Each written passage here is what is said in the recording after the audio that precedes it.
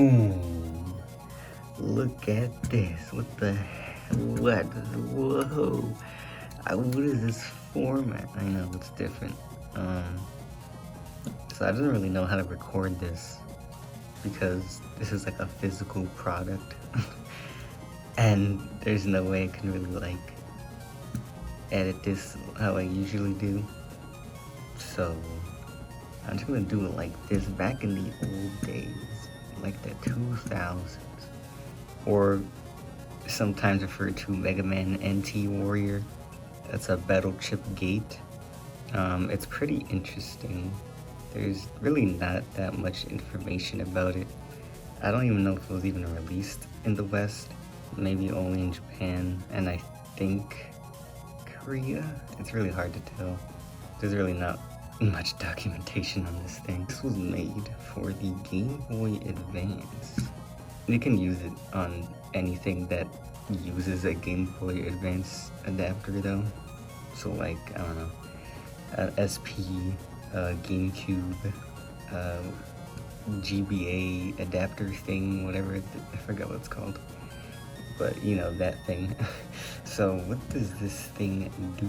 Well, I'm glad you asked, because you use these things. Battle chips.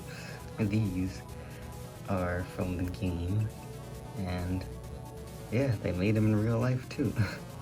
It started with Battle Network 4. Well, technically it did with 3. I'll put an image up. It looks pretty different than how chips usually do, and it was only in that bundle, sort of. It was more of a toy. Not that these aren't, but like it was definitely more toy oriented. And yeah, basically, essentially what you do is you just go here and just plop it in here like that. And in the game, if this attack will show up in the game when you put this in real life. It's like, oh my god. It's definitely more of a novelty than anything, because you can easily play Battle Network games without using a Battle Chip gate at all. And they do exist, Battle Chip gates, for Battle Network 4, 5, and 6. So there is a Proto Man version. It's literally just a different design, it's the same thing. But then there's a Battle Network 5 version called the Progress Battle Chip gate. And that obviously only uses Battle Chip 5 chips, which I have right here. They look pretty different when compared to a regular 4 Battle Chip, as you can see. But yeah, they function essentially the same in the other games. In the Battle Network 6 version, it is a Beast Link gate, I believe. The latter two were definitely not released over here. This one I don't know if it was... It's really hard to find any information on this. But I don't have the original packaging, but it did come with this thing. Now you might be wondering, what the hell is this? It's just a piece of plastic, basically. But the idea is you plop this in here, like so, and it looks very awkward, like a parasite. And then you do this. So you essentially just kind of stick them in here. Essentially, you put this in here in this little yellow socket, and then you do this, and that was a loud squeak, and it essentially just pushes the chip out. It's pretty useless, you know. Like, you can just, I don't know, grab this and then put it in here. But yeah, I don't know. I guess it's more for roleplay or something. I have no idea. But yeah, definitely. But I'll put like a picture of the actual packaging on the screen. But yeah, it's pretty interesting. You might be wondering more about the chips themselves. And I actually have a pretty sizable collection, which took me a very long time to get started anyway, because oh my god, these things are expensive. Jarvis, put up a price sheet of eBay or something. There you go. It's dear God, you know, it's pretty ridiculous. So these are all English chips. So you might be wondering, what's the difference? Well, most of them, at least, actually a lot of chips weren't released in the West.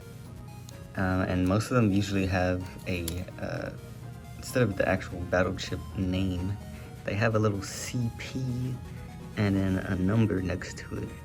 And that refers to the actual PET that you can also get, which I unfortunately don't have at the moment. I actually do have a few PETs, but I don't have them with me right now.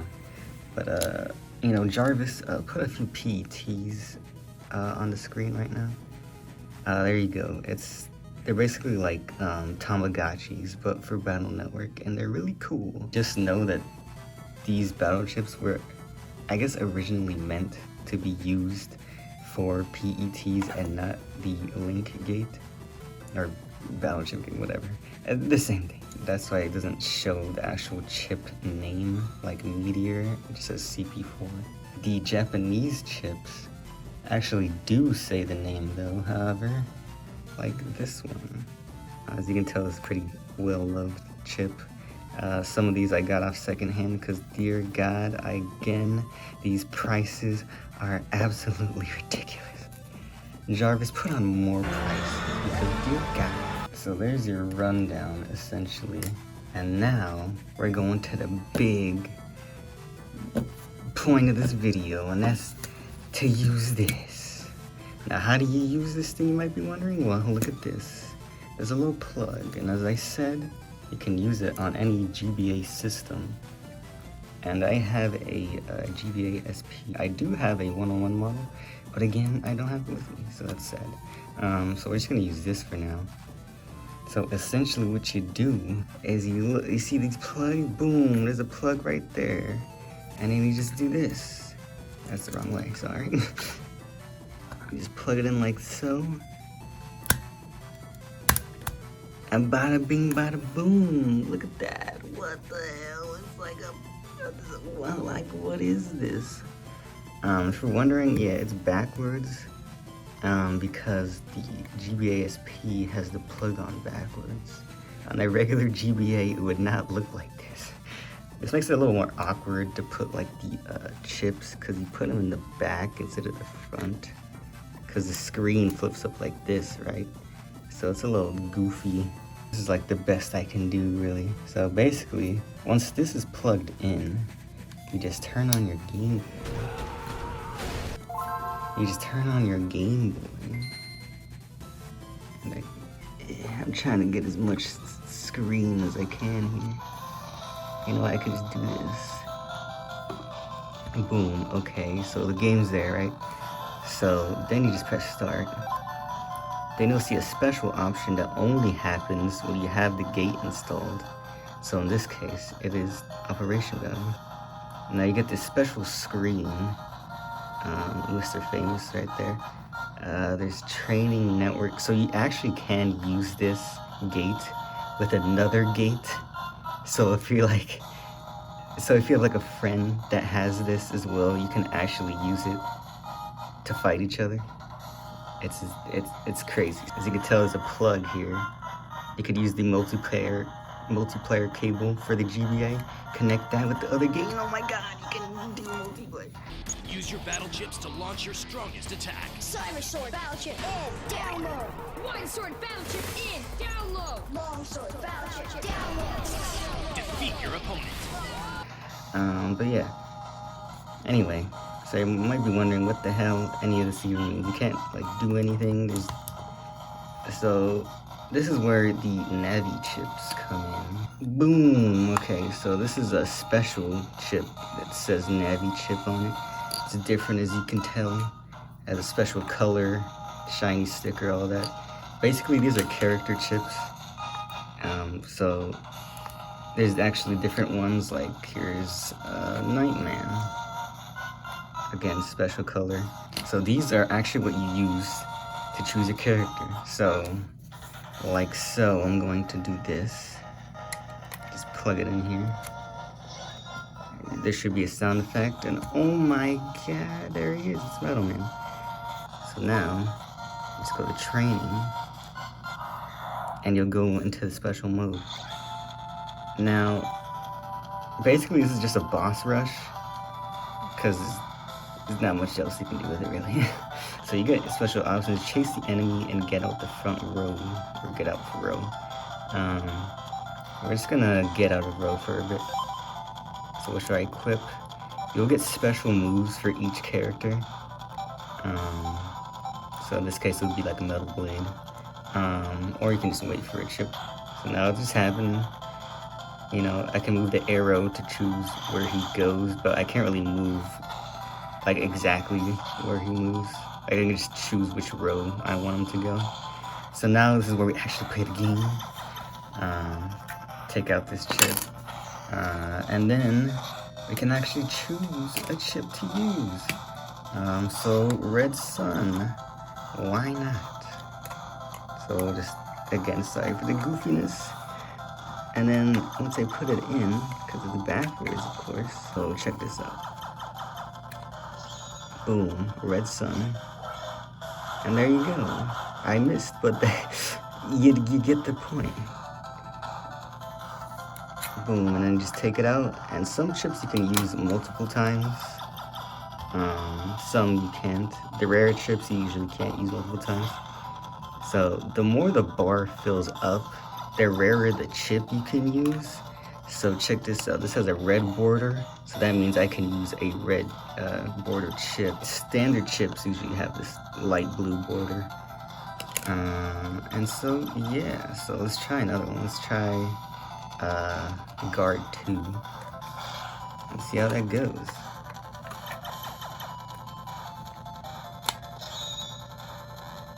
There it is, he used it. Let's try another. Cannon 2. Or Cannon, that's not really Cannon 2, but you know what I mean. Boom, I hit him. So, yeah, it's pretty interesting. I could go on, but I think you get the point. But yeah, this is a really unique piece of tech that, you know, has no reason to really exist. And then once you're done, squeeze these two yellow pellets and it'll come out like this. And essentially that's it for the Battle Chip Gate. It's a really unique piece of hardware that was only used in 2 games. One of them being a Battle Network 4, which are right here. And then Battle Network 4.5, which I don't currently own a physical version. But I'll just put a picture up right there so you can see what the game is. And yeah, this was more widely used for 4.5 because it was more of a role-playing simulator where you could like collect all these chips. You like choose your navy, like I don't know, Nightman, Searchman, and then basically you would pretend to be like their operator, going through the internet, deleting viruses, building your chip library, digitally and physically, you know. I definitely think it was more useful in 4.5. I think they kind of were just testing the waters with Battle Network 4. It is pretty interesting to think about because I don't think any other GBA game really does this. Like, I can't really think of any other GBA game that has like a special adapter like this. That's not included in the cartridge itself.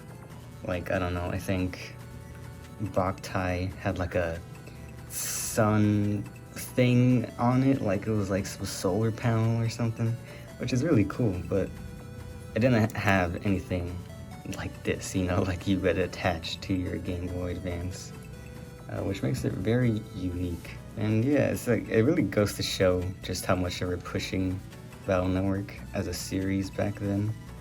Cause like I don't think even Pokemon did stuff like this. I could be wrong. I would later get stuff like these sort of, I forgot what it's called, but it was like a little Pokeball, and it was like a little screen, again, like a Tamagotchi, that you would like walk around with it. I think it was for Soul Silver and Heart Gold, I believe. But that was much later in DS's life, not the GBA. I more so wanted to make this video just to document this because there's really not that many videos on it, like at all. So yeah, I think it's important because, you know, it's just a cool little piece of Mega Man history that really isn't talked about. Not even the new collection that just came out, I mentioned right there, has any adapter or like any way to access the special mode in Battle Network 4, or it doesn't even have 4.5 in the collection either. So the only real way to actually experience it is either by emulation or actually getting a physical version and just trying it out for yourself. But before I go and end this video, I want to show more. I might be wondering, how do you even store all of these chips? And that's a good question. The most obvious answer is to use a coin binder, because these are pretty, the slots in coin binders are pretty useful for chips, because like they're kind of like a similar size, so they're pretty useful if you're like wanting to collect these and store them.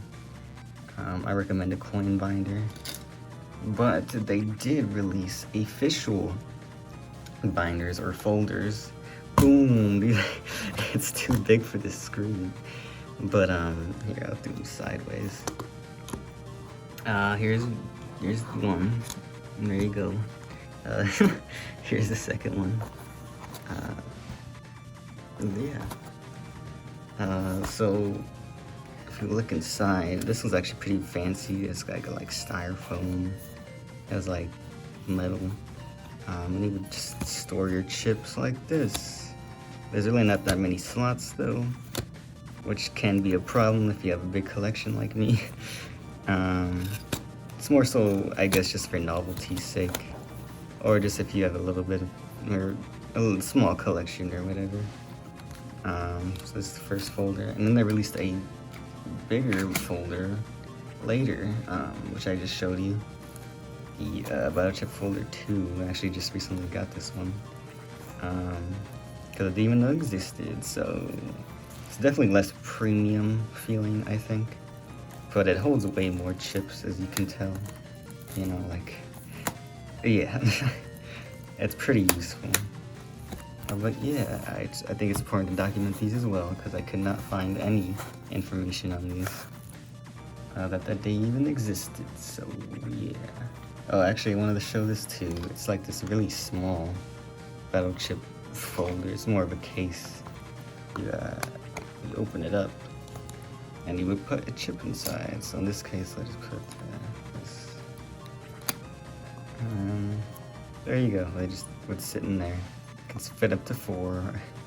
I don't really know when you would ever use this again. Maybe they just have, if you have like a really rare set of chips you wanted to keep safe, I guess it would be worth it. But yeah, I just really wanted to make a video on this because I think it's very cool and neat. Thanks for watching. I don't plan on making any other Battle Network videos because I don't know. I just don't have much else to talk about. And I think it's a cool series, and you should definitely try it out. Maybe not in this way, but definitely get the collection to try. Oh my god, how could I forget? This video is actually sponsored by Raid Shadow Legends. I'm kidding. But yeah, to end the video, I'll just get the collection if you're interested in this series. I think it's a very underrated. I feel like RPGs and fast combat, go ahead and give these games a shot. Yeah, until next time, have yourselves a good one.